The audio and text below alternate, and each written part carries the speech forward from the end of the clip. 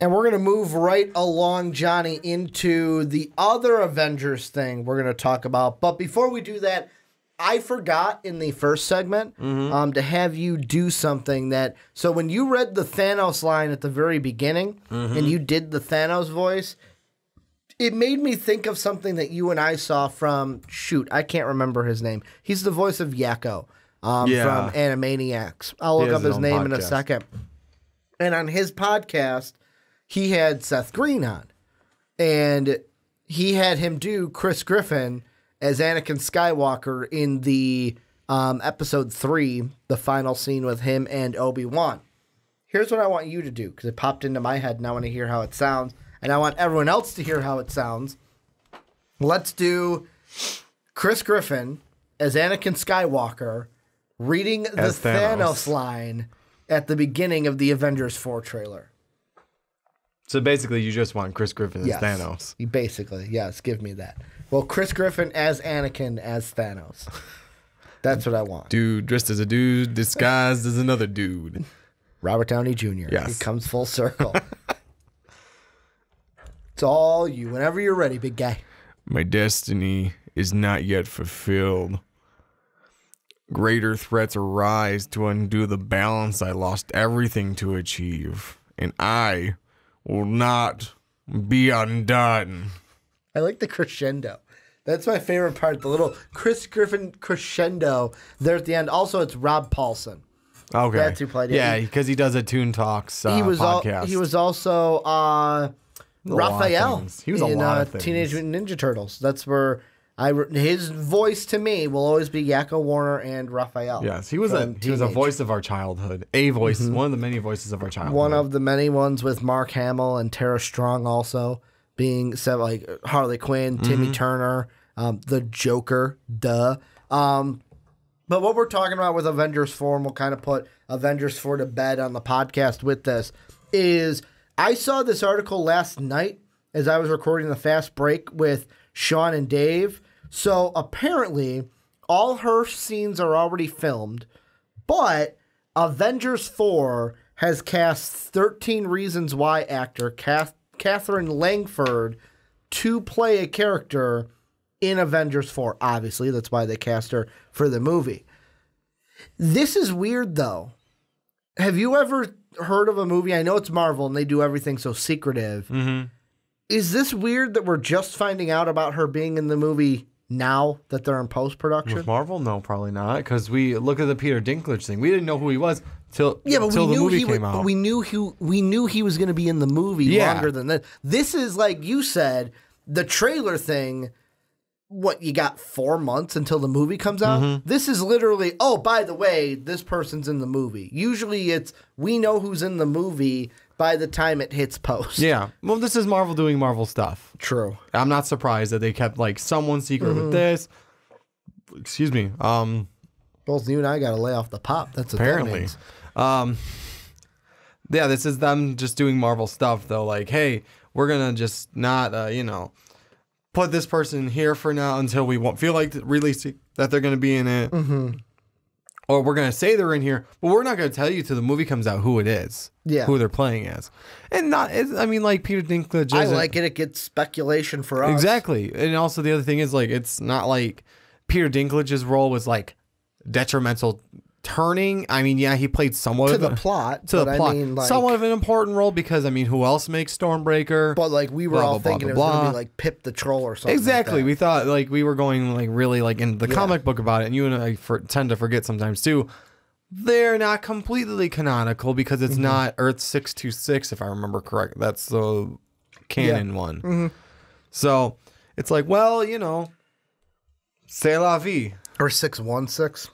I think it's 626 or 262. Whatever the Earth is. 66265 or 7. I don't know. Here's the thing I want to ask you, though, because my thought immediately was not, oh, she's in the movie, she's not in the movie. It's basically, who is she going to play? Before I throw out anyone she could be, when you heard this news, and this is whether you've seen 13 Reasons Why or not, because I'll be honest, I have not seen 13 Reasons Why. Someone described what it is, and I was like, just doesn't sound like it's for me, so I'm not going to watch it. But knowing what she is, she's a younger actress, going to be a female character. Who is somebody in your mind that you're like, yes, I could see her playing this character?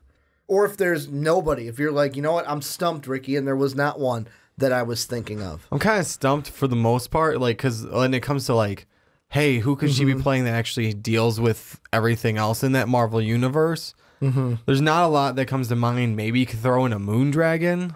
Okay. But overall, I really got no one that, like, plays into the plot of Infinity Wars at the moment. I got 3 for you. Okay. A good host. I've lined some up for you. Okay. And these are 3 that I have seen from all over the kind of what am I looking for? The internet, the Twitter sphere. Interwebs. The first one I am going to throw out there is the most obvious, the most one that people are throwing out there, in older Cassie Lang. Yeah. With everything, Quantum Realm seems to be a big thing of this one. Yeah. Will Scott either meet an older version of Cassie, or when he comes out of the Quantum Realm, will it be he was in there for X amount of time, and for him it might have been 4 months. For us, now Cassie is an adult. Because we don't know how much time is officially going to pass from the end of Avengers Infinity War to this, and we don't know how much time is going to take Tony to get from Titan back to Earth. I feel like it's not going to be that terribly long. Like, it's going to be months. I don't think it's going to be years. No, I'm saying, like, even so months, you're saying, like, she's, like, okay, she was 5, she was 8, now she's 9. Yeah, it would be something like that. That's what I would think with Cassie Lang. Because, I mean, if they want to throw the time traveling in there, then they throw the time traveling in there. And that would bring it in where, oh, this is Cassie Lang for a brief few minutes while they're in, like, a future line. But that would be weird. They don't need to go to the future. They need to go to the past to fix the shit. Yes. So the future doesn't really help them. Unless it's like Scott somehow gets into the future, then how does he get back? Unless he finds, like, someone that can help him jump back into the quantum realm. I think the reason why people are bringing this one up, because I agree with you. Yeah. In the fact of... Just kind of, doesn't kind of fit with what the storyline's doing. I would love to see an older Cassie Lang. Would it love would be cool to see it. Because we know, you brought it up before we hit the record button, what they are kind of leading towards is kind of this... either new Avengers or young Avengers kind of lineup after we get done with the story that we are telling with this current set of Avengers. If we're going to start talking that, I do have 2. Go ahead. Could go along with Throw that. me out. Throw me out. Well, it's just like I've been talking about here, and they're mostly off the podcast, that they're maybe leading towards the new Avengers lineup. Yeah. Where like Thor is now female. Captain Yes. America will either be like Falcon or a female character. There's been that thrown there's around. even what's Miss Marvel, not Captain Marvel. Yeah. So there's that girl. Well, they are going to do a Miss Marvel movie. So maybe Yeah. this is the introduction to Miss Marvel. So It could be. could be because she's like a young girl with superpowers that like let her grow. Maybe she can be like giantism, or she can just specifically do her hands or her legs or feet, just so people who don't know it have a slight description of it. Or what if she finds the remains of Mjolnir Maybe. and kind of like, hey, have this, and then she becomes the new Thor, maybe somehow. I'm not saying she actually like puts it back together necessarily, but maybe she finds a way to, or by taking the piece, she can actually like. I don't Some think they're shit going to like do that for this, only because that's a lot to throw into Avengers 4. I'm saying like it would be like an after credit scene or something. Okay, so you're saying if most things I see with her being in is an after credit scene, because they have a focus right now. Because I'll throw this out there. Okay. My second thought was Cassie Lang. My first thought was immediately, okay, which X-Men character is she going to be? True. Which X-Men character are we introducing in a post-credit scene? Rogue. I was like, oh, Kitty Pryde. You brought up Rogue. I looked at a picture. She looks more of a Rogue. And I went, holy shit, she looks like Rogue. Yeah, she looks more of a Rogue than a Kitty Pryde to me. That's me though. You're spot on. You are spot on to me. I know my Marvel friend. Katherine Langford looks like a Rogue. She's not a Storm. She's not a... Because I just thought Kitty Pryde's the easy one. What? You give me that look. She's not. She's not a Storm. Am I wrong in saying that? No, you're not. She's not a Jean Grey either. Am I wrong to say that, Johnny? No. I'm like, really? That's the one But you picked to think first? The first one that because Storm, I like Thank you, Storm. Captain Obvious. Storm was a great character. She was. But I'm looking at you like, thank you, Captain Obvious. My favorite rendition of Storm, and all bias being put in there, animated series. That's my favorite rendition of Storm. Like, Halle Berry was good, played a good Storm. The newest one from like Apocalypse, not my style. Not my style. She's like she was. I'm not saying bad, but good. If I had to rank them, I'm going animated series number 1, Halle Berry number 2, and then Apocalypse number 3. Really, Halle Berry number 2? Because over what? What happens to a toad when it gets struck by lightning? The same thing that happens to everything else. Yeah, it fries. I mean, the movies weren't. Why? Good, but why did that line have to be in there? But Halle Berry was a good Storm in my mind. I'm just giving it shit because that was a stupid line. But that's what I was thinking. Agrees. Like, which X-Men are we going to introduce? Because that deal is streamlining. I think we're going to get that announcement sooner rather than later in a post-credit. Here's two more that I want to throw out. The first one I will go with, and maybe these play hand in hand, but I will throw the first one out first. Lila Barton. Lila Barton. What if it is Hawkeye's daughter? We saw her in Age of Ultron. Enough time had maybe passed since Age of Ultron to now where Langford could pull off an older Barton. I don't think she'd be that old yet. Was she like 5 then? She has around Cassie's age, wasn't she? I mean, in Age of Ultron? Maybe a little older. Here, I'll turn around so you can see the picture. How old do you think she looks? Probably 5, between 5 and 7. Yeah. Think about when Age of Ultron, if we're talking even if we're talking like Age of Ultron came out in what year? Years it came out. I was just going to pull that up. Okay. Age of Ultron. That came out in 2015. 15. So 3 years. That would put her. Let's say she like is 9, 7. 10. Yeah. Like if it's year to year, but like, do we know for sure? Has Marvel said how much time has passed that between part Infinity I don't know. War, between Avengers 4 and Age of Ultron? It can't be that long. It's got to be months, if anything. Well, I mean, you got to think about this too. Like, of course they all overlap, but like, did Ragnarok overlap with anything, or was Ragnarok like? Did we have time periods where it's like, well, Ragnarok was kind of during Civil War, and all that stuff. Because Thor wasn't there. Neither was Hulk. So after Age of Ultron, it's kind of like everything kind of splits Avengers off. It's kind of overlapping. Like, remember, Avengers happened and then split off into Captain America, Winter Soldier, Iron Man 3, and Thor Ragnarok. And then all those movies came back together to be Avengers Age of Ultron, and then branched off again. You're talking, it wasn't Dark World before? That's Ultron? what I meant. Yeah. I meant Ragnarok. Did I say Ragnarok? Yeah, you said Ragnarok. I'm sorry. I meant... I meant Thor Dark World. I get why you said it, because Ragnarok was a way better movie than Dark World. For sure. But yeah, it was Ragnarok. It's like poop. It was Dark World, Winter Soldier, Iron Man 3, and then it all came back together for Age of Ultron. Then split off again for Ragnarok, Civil War. Yeah. And so it whatever broke other off, movies. come back together. And that's what they do. They kind of... And that's one that I've also seen is, will she be an older version of Barton? Here's the one that I think that we will probably get. And I saved it for last because I think we're going to get this one, if anything. Kate Bishop. Think about it. Ronan, like we have heard that Hawkeye in this is going to be Ronan. Yeah. What if when he shows up, he doesn't show up with just himself? He shows up, it's like, who is that with him? It's Kate Bishop as Hawkeye. Because she is Katherine or Kate Bishop in the Young Avengers is Hawkeye.